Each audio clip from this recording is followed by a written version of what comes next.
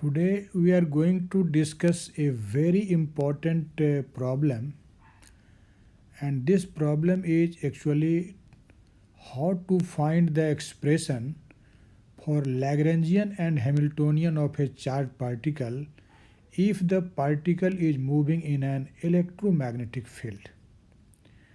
In fact, in this problem, there will be two cases. When you say there will be two cases, it means the motion of the particle may be of two types. It may be either non-relativistic motion or relativistic motion. As you know, in case of non-relativistic motion, the velocity or speed of the particle is much smaller than the speed of light or electromagnetic wave in free space. But in case of relativistic motion, the speed of particle approaches the speed of light in free space. And as you know, if the motion is non-relativistic, that is v is much smaller than c, then mass of the particle is an invariant. But when speed increases and it approaches the speed of light, then motion becomes relativistic and we must take under account the mass variation. So actually this problem will be dealt in two lectures. Actually in this first lecture, I am going to discuss the expression for Lagrangian and Hamiltonian of the charged particle moving in electromagnetic field when its motion is non-relativistic, not relativistic. It means we must consider a particle moving with a speed which will be much smaller than the speed of light. So as you can see, I have mentioned it here that we consider a particle of mass m and charge q which is moving in an electromagnetic field and its speed v is much smaller than c. Actually, our plan to find the expression for Lagrangian and Hamiltonian is in this way, that we must first of all find what will be the force acting on the particle. And you will see when we will get the expression for force acting on the particle, then comparing with the Lagrange equation of motion, we will be able to find the expression for Lagrangian of the system. And once Lagrangian is known, then from the definition of Hamiltonian, you can find the expression for Hamiltonian of the same particle. So let us start with the force acting on the particle moving non-relativistically in an electromagnetic field. If you consider that in this region there is an electric field E and magnetic field B, then you know when the particle of charge q will move in this field with velocity v, it will experience both electric and magnetic force. And as you know, the vector sum of the electric force and the magnetic force acting on the particle is known as Lorentz force. So as you know, electric force is q times E, that is charge times electric field, and magnetic force is q times v cross B, where B is magnetic field and v is velocity of the particle. So you can say the force acting on the particle, which is known as Lorentz force, is given as F equal to q times E plus v cross B. You know it. Now, in fact, in this problem is equally important in classical mechanics and in electrodynamics. So you can say that this topic is for both the branches of physics. We study it in classical mechanics and we also study it in electrodynamics. In fact, in electrodynamics, when you study the electromagnetic potential, then you see that actually there are two electromagnetic potentials. One is denoted by the symbol phi, which is called electromagnetic scalar potential, and another is actually a vector potential, which is denoted by vector A. This is known as magnetic vector potential, or you may say electromagnetic vector potential. And in terms of these electromagnetic potentials phi and A, we define the electric field vector E and the magnetic field vector B. You have definitely studied in your course on electrodynamics that the electromagnetic that the electric field, which is of electromagnetic character, is equal to minus grad phi minus del A by del T. Remember, if this E is of electrostatic nature, then E is simply equal to minus grad phi, minus gradient of phi, that is minus del phi. But if this electric field is not of electrostatic character, it is of electromagnetic character, then E is not equal to simply minus del phi, but it is equal to minus del phi minus del A by del T. And the magnetic induction B is defined in terms of the magnetic vector potential A like this: B equal to curl of A, or symbolically you write del cross A. This is just the defining equation of magnetic vector potential A. Now we have defined electric field vector E and magnetic field vector B in terms of the electromagnetic potential phi and A. Now let us use these results in the expression for force, or you can say in the Lorentz force expression. Instead of E, we will write minus del phi minus del A by del T, and instead of B, we will write curl of A, that is del cross A. So you can see, when we will substitute these values in the Lorentz force equation, then what will be our expression? F will be Q. Here is E, but E will be now replaced by minus del phi minus del A by del T, and plus V cross B, but instead of B, we will write now del cross A. Now let us see. This part of the expression is at H, but see here, this expression V cross del cross A, this can be just viewed as a triple vector product.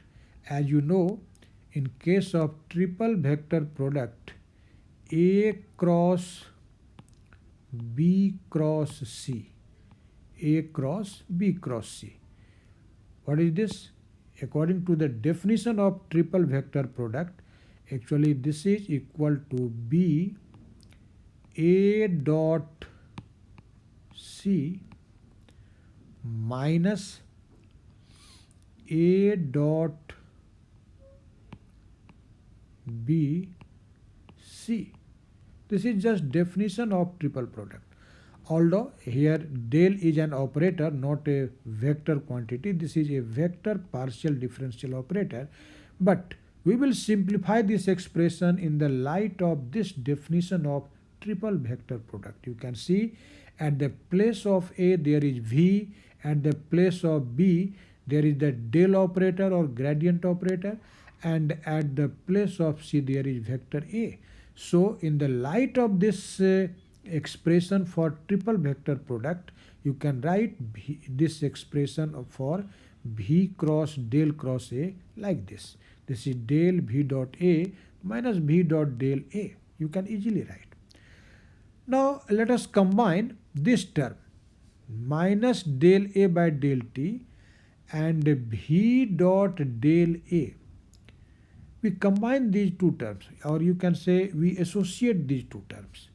So when we will associate this term del A by del T and V dot del A, your expression for F will become like this, as defined in this equation 3.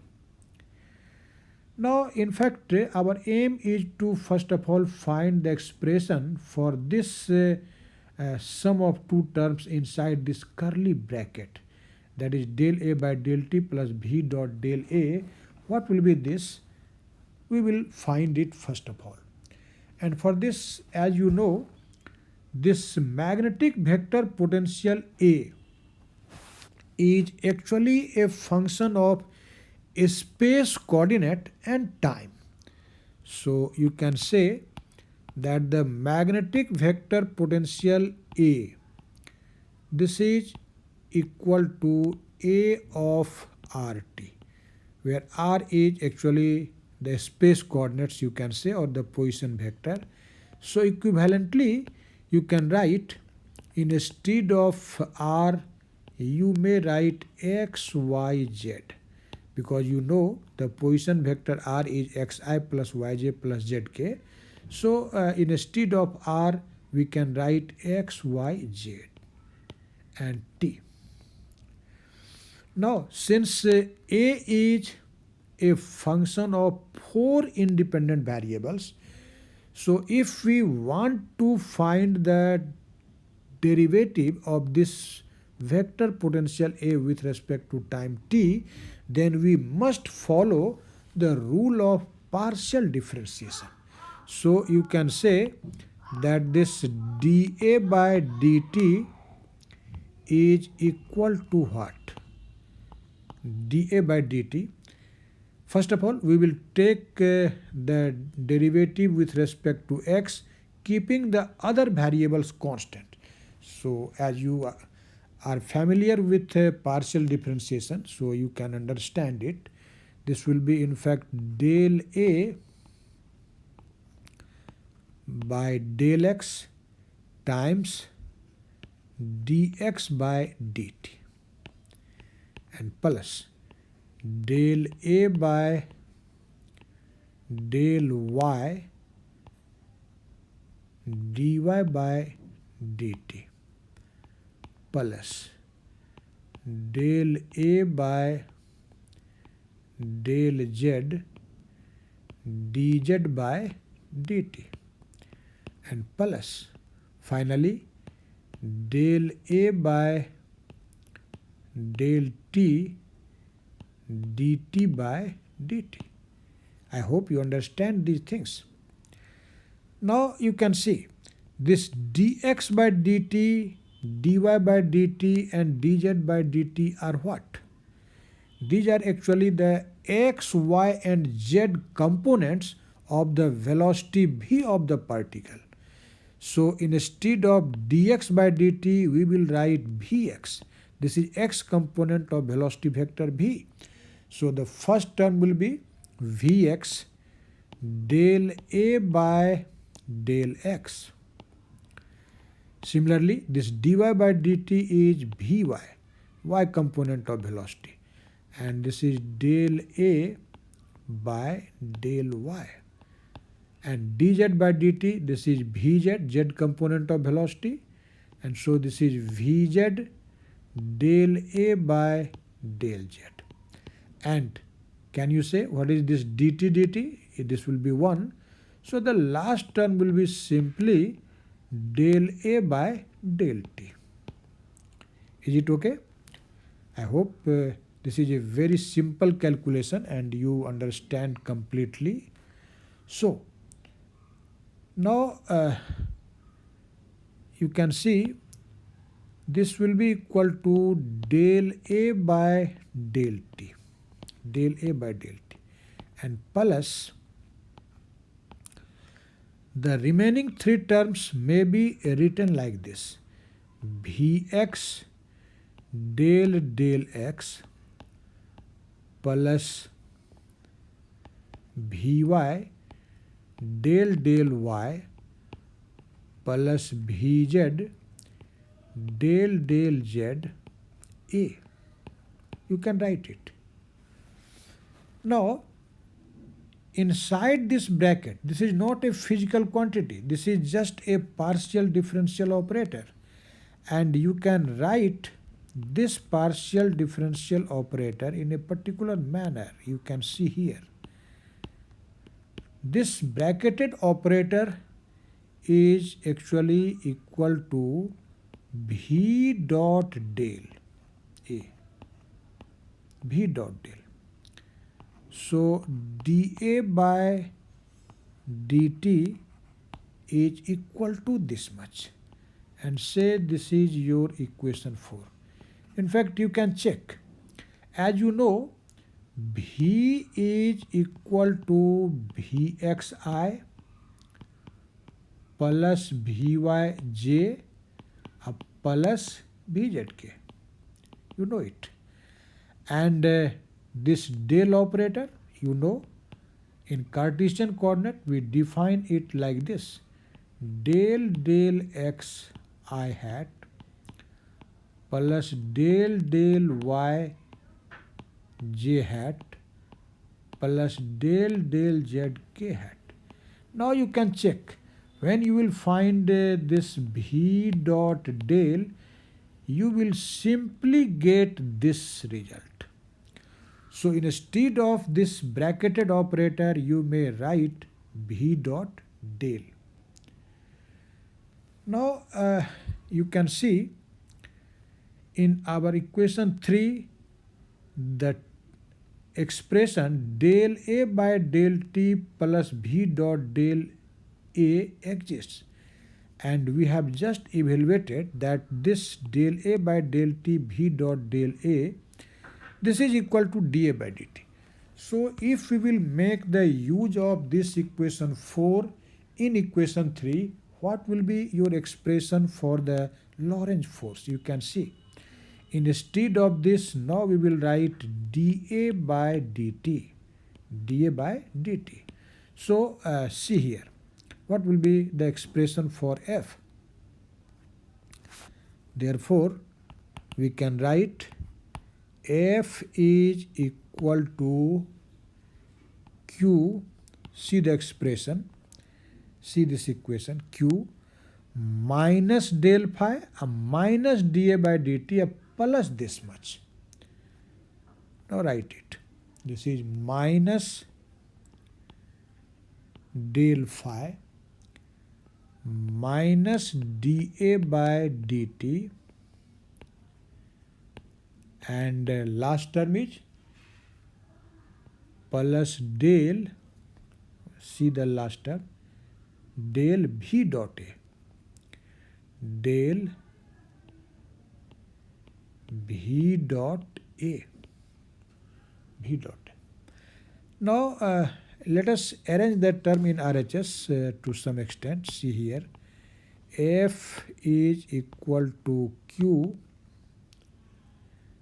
minus del phi minus v dot A. You can write it, minus v dot A, and minus dA by dt. dA by dt. We can write it like this. So this is nothing. This is simply the expression for Lorentz force. But now this Lorentz force F has been expressed in terms of the scalar electromagnetic potential phi and the vector electromagnetic potential A. So you can say this is nothing. This is simply Lorentz force, but now this force is expressed in terms of electromagnetic potentials phi and A. Phi and A. Now actually, if you write the equation of motion of this particle on the basis of Newtonian mechanics, as you know, we have considered the motion is non-relativistic, and in case of non-relativistic motion, you know, Newtonian mechanics is valid. So according to the second law of motion, what will be the expression for F? We know, according to second law of motion, the force acting on the particle is equal to the time derivative of momentum. So F is equal to d dt mv. Here mv is actually the momentum of our particle. And this is nothing, this is simply the Newton's second law of motion. you know. So instead of this f in equation 5, you may write d dt mv. Therefore, you can write d dt mv. This is equal to what? This will be equal to this much. Q times minus del phi minus v dot a. Phi minus v dot a. And minus dA dt. Minus dA dt. Now let us take this term q times minus dA by dt in LHS. So when we will bring this term minus q dA by dt in LHS, our equation will become like this. You can write it d dt mv plus qa. You can check mv plus qa. And the remaining terms in RHS will be what? That will be simply minus q del phi minus v dot a. Phi minus v dot a. Say this is equation number 6. Now you can see this equation 6 is nothing. This is actually the general form of a set of Lagrange equation of motion. Because you have seen in the earlier lectures in classical mechanics what are Lagrange equations of motion for a conservative system. So actually this equation 6 is the general form of the Lagrange equation of motion. Because what is Lagrange equation of motion? I will write it and then you will see that this is nothing. This is simply the generalized form of Lagrange equation of motion. So Lagrange equations, you can check, right? Lagrange equations are, you know what are Lagrange equations? These are d dt del L by del qk dot. Del L by del qk dot. And this is equal to del L by del qk. As you know, L is Lagrangian of our system and qk is generalized coordinates and qk dot are what? These are generalized velocities. Generalized velocity. Or in fact, in terms of Cartesian coordinates, you may write like this. This equation may be written as d dt del L by del xk dot. Del xk dot. Actually, xk dot is the kth component of velocity. And del L by del L by del xk. In fact, instead of qk, I have written xk in the present context. So this is your general form of Lagrange equation. Now compare this equation 7 with the equation 6. You can see the operator here in LHS is d dt and in this equation also in LHS the operator is d dt. So definitely this term mv plus qa must be equal to del L by del xk dot. Del L by del xk dot. But since xk is the kth component of generalized coordinate, this is kth generalized coordinate and xk dot is the kth component of generalized velocity. So when we will compare equation 6 and 7, then instead of this vector, we will take the kth component of these vectors. So in this condition, you can write comparing equation 6 and 7, comparing equations 6 and 7, we get,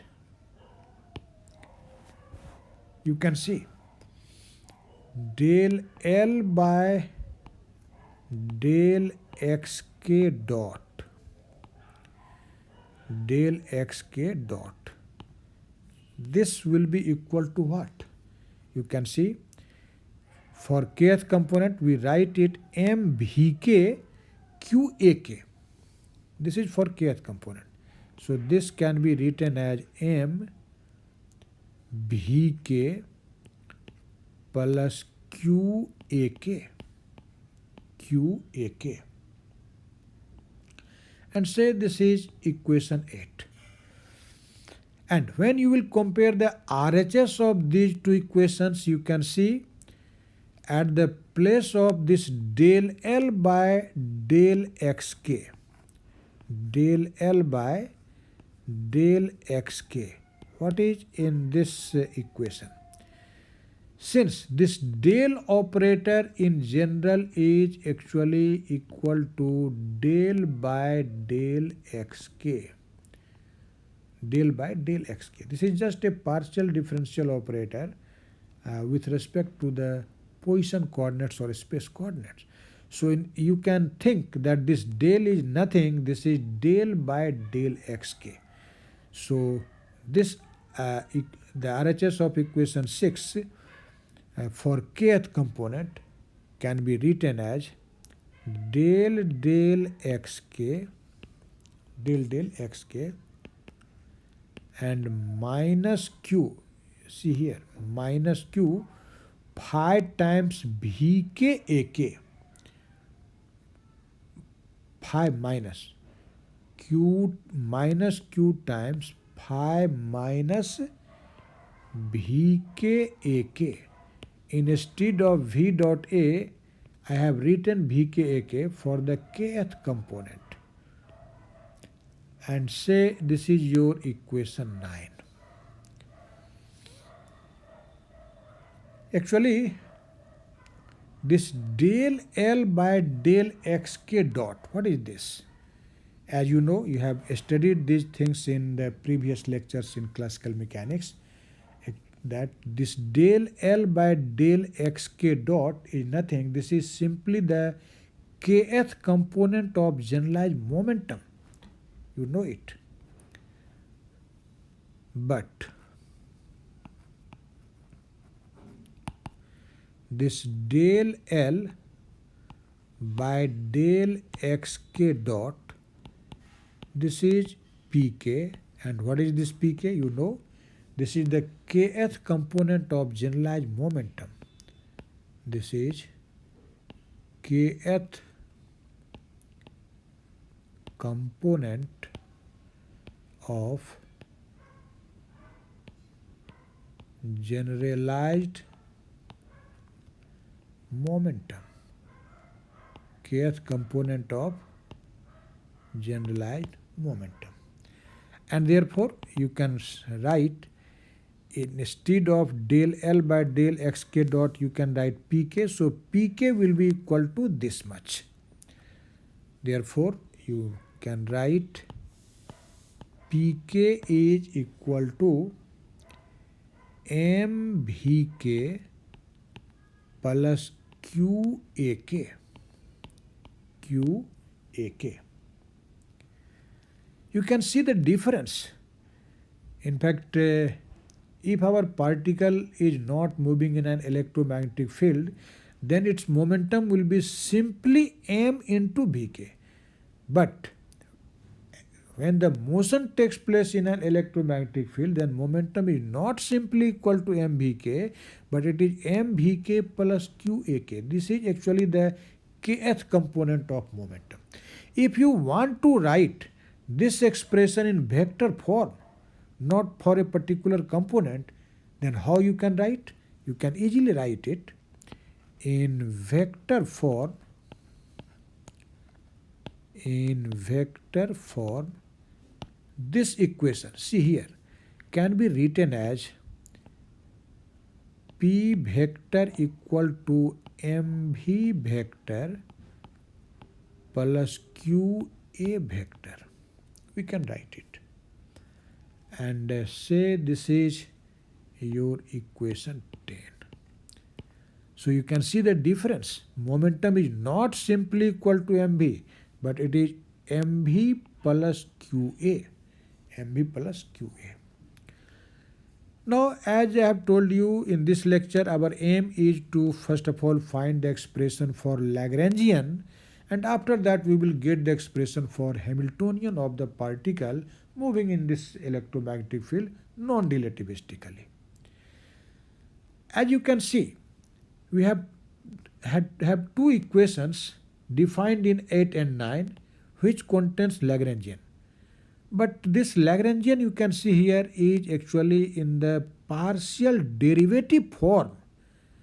So if you want to find L and you know the value of del L by del xk dot or del L by del xk, then how you will find L?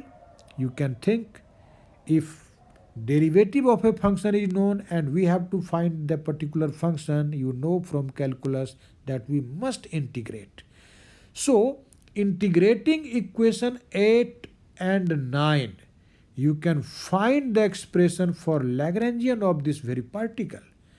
So now let us see. Xk dot means Vk. You can think here that this xk dot is nothing. This is simply equal to kth component of generalized velocity.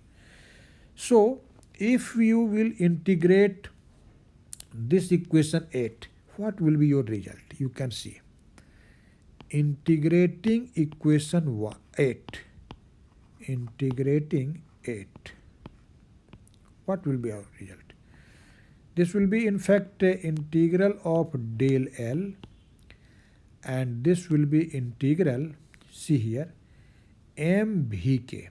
M is constant as the motion is non-relativistic. So this will be Vk and del Vk. See here, I am writing Vk instead of xk dot. See here. And plus the another term is what? The another term is, sorry here, QAK. QAK. But this QAK will be treated as constant.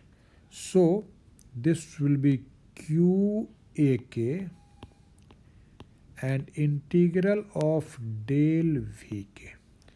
Actually, I have not written dvk because here there were actually partial derivative.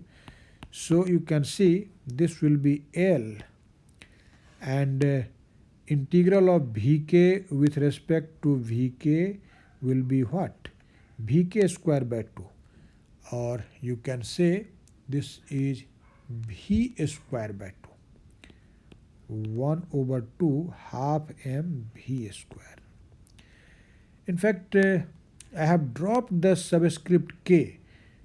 I have dropped the subscript k because you can also write it in actually in the vector form or in particular manner. So this is half mv square and plus this will be q ak Vk. Qak Vk. First of all, write here Vk. But if you want to write the expression for this L not for a particular component, that is kth component, but in general, then you can write it in this manner. L equal to simply half mv square and instead of this AK Vk, you can write V dot A. You can write V dot A in general. In general. And as the integration is indefinite, so there must be a constant of integration. So let us consider that C1 is the constant of integration, and say this is your equation 11. Now again we will find the expression for Lagrangian by integrating this equation 9. So see here, here is del L by del xk equal to del xk, this much. So when we will integrate with respect to xk, or you can say simply with respect to x, then in LHS there will be L, and in RHS we will have this much, because differential of this much integral will be directly this much. So you can see integrating which equation? That equation was actually what? That was equation 9. So see, integrating equation 9, we get, I am writing it directly here, this will be L and Q V dot A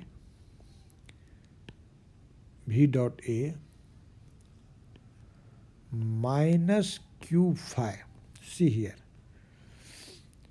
minus Q phi and minus plus Vk, instead of Vk AK we will write in vector notation V dot A, and plus another integration constant. Let us say this is your constant C2. This is another integration constant, and this is your equation 12. Now we have actually two expressions for L, same Lagrangian L, but there is a difference. You can see in the first expression L is half mv square plus q v dot A plus C1, and in second expression this is q v dot A minus q phi plus C2. So what you can think by seeing these two equations? Actually in this equation 11, this C1 will be not a function of velocity, because here integration is with respect to velocity. So this C1 is not a function of velocity, not a function. And in second equation we have integrated with respect to the space coordinate x. So you can say that this C2 will be not a function of xk, but this C2 may be a function of Vk, and this C1 may be a function of xk. So comparing equation 11 and 10, you can easily see that this constant C1 is nothing.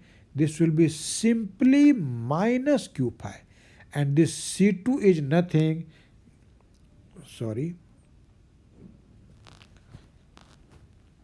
equation C2, this is nothing, this will be simply half mv square. Comparing these two equations you can see. So from these two equations you can write the exact expression for Lagrangian of the particle. This will be what? This will be half mv square plus q times v dot A minus q phi, or equivalently you can write L equal to half mv square. Actually this is your kinetic energy of the particle, and minus q phi minus v dot A. Arrange that term, you can see the algebra. And this is actually the expression for Lagrangian of the particle in electromagnetic field. And you can see, as you know, the Lagrangian of the particle is simply T minus V. You know, T is kinetic energy and V is potential energy. So you can say that T is equal to half mv square. And what is the potential energy of this particle moving in this electromagnetic field? You can see this potential energy is Q times phi minus V dot A. This is potential energy. This is potential energy and this is kinetic energy. So, in electromagnetic field, the expression for potential energy is not simply Q phi. It is Q phi minus Q V dot A. See the difference. So I think you have understand how we can derive the expression for Lagrangian of a particle moving non-relativistically in an electromagnetic field. Now after getting this expression for Lagrangian of a particle, we can easily find the expression for Hamiltonian of the same particle, because we know how Hamiltonian is defined in terms of Lagrangian. So now our aim is to find the expression for Hamiltonian of the same particle. So Hamiltonian. We know from the definition of Hamiltonian that H is defined as summation over K Pk Qk dot minus L. I hope you can remember it. You have studied these things in classical mechanics several times. Or in terms of, in fact, the generalized coordinate xk, you can also equivalently write it in this way. This is summation over K Pk xk dot, instead of Qk dot, here I am writing xk dot minus L. Now let us substitute the value of Lagrangian L which we have obtained in this equation A, and also we will write this first term in the vector notation. So you can see, instead of this summation Pk in vector form, you can write mv plus qa. From where you are writing this, you can see this equation where I have obtained actually the momentum. Momentum P has been obtained. This is mv plus qa. mv plus qa. And then we have to write here dot. And instead of this xk dot, now we will write the velocity vector v. So instead of summation k pk xk dot, we have written this much. And minus L, you can see this is your expression for L. So let us substitute this here. So this will be minus half mv square minus q times phi minus v dot a. This is v dot a. See here is dot. V dot a. V dot a. Now let us simplify it. You can see mv dot v. The v dot v will be v square. So the first term will be mv square. And plus q a dot v or v dot, because scalar product is commutative. So you can write it q v dot a. This is your first term. And minus half mv square. Minus half mv square. And This is minus q phi, but here is minus, so this will be plus q phi, plus q phi. And again, here will be plus q v dot a, and since here is minus, so this will be minus q v dot a. You can see. Now see, this term and this term will cancel out, and mv square minus half mv square, that will be half mv square. That is half mv square. And plus q phi, plus q phi. Now this expression half mv square can be written like this: m v whole square, because you know v square means v dot v, and v dot v square, whenever you write v square, it means what? It means v dot v, and v dot v is simply v square. So instead of this v square, you can write vector v square and divided by 2m, because here is only m and I have written m square, so you have to divide by this m, and plus q phi, plus q phi. But you can see your previous equation defined here in equation 10, that from this equation you can see that mv is equal to p minus qa, p minus qa. So in the expression of Hamiltonian there, we can replace this mv by p minus qa. So see here, mv minus qa. So let us use that result. Instead of mv, you can write p minus qa. So this is p minus qa whole square over 2m, and plus q phi, plus q phi. Actually, this is the expression for Hamiltonian of the particle moving in electromagnetic field non-relativistically. So this was actually our plan, how to obtain the expression for Hamiltonian and Lagrangian. And you can see a great difference between the expression in Hamiltonian and Lagrangian for a particle not moving in an electromagnetic field. If the particle is not moving in an electromagnetic field, then this term qa will never exist. So this is a great difference.